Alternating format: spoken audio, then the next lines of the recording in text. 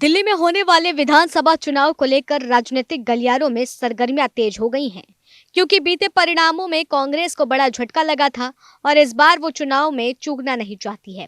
इसी के चलते अब कांग्रेस भी जनता को लुभाने के लिए बड़े बड़े दावे कर रही है। यह दावे अपनी न्याय यात्रा के दौरान कर रही है।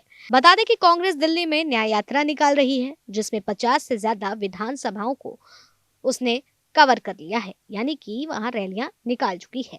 दिल्ली में अगले साल विधानसभा चुनाव होने हैं और इसी के ही चलते राजनीतिक दल काफी ज्यादा एक्टिव हो गए हैं। दिल्ली का सियासी पारा भी चढ़ा हुआ है, जहां राजनीतिक दलों की ओर से दिल्ली की जनता के सामने एक से बढ़कर एक वादे किए जा रहे हैं और उसी ही क्रम में कांग्रेस भी अब आम आदमी पार्टी की राह पर निकल पड़ी है।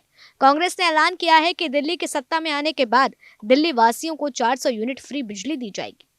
बता दें कि न्याय यात्रा के दौरान प्रदेश कांग्रेस अध्यक्ष देवेंद्र यादव ने इसकी घोषणा की है। उन्होंने कहा है कि हम यूनिट दर तय करके जनता के लिए यह करके दिखाएंगे। देवेंद्र यादव ने कहा कि कांग्रेस सत्ता में आने पर दिल्ली के लोगों को 400 यूनिट मुफ्त बिजली प्रदान करेगी। केजरीवाल के झूठे मुफ्त बिजली और पानी के वादे के विपरीत कांग्रेस अपने वादे को निभाएगी। उन्होंने कहा कि कांग्रेस बिजली बिलों के जरिए उपभोक्ताओं की लूट भी रोकेगी।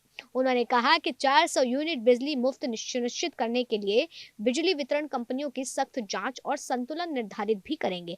और इतना ही नहीं, और इसी के साथ कांग्रेस ने यहाँ पर बिजली मुफ्त के साथ साथ ये वादा भी किया है कि जिन लोग झुग्गी और झोपड़ी में रहते हैं उनको पक्का मकान भी दिया जाएगा। उन्होंने कहा है कि अरविंद केजरीवाल जिस तरह से दिल्ली कांग्रेस ने छोड़ी थी उस विकास को वापस लाएं।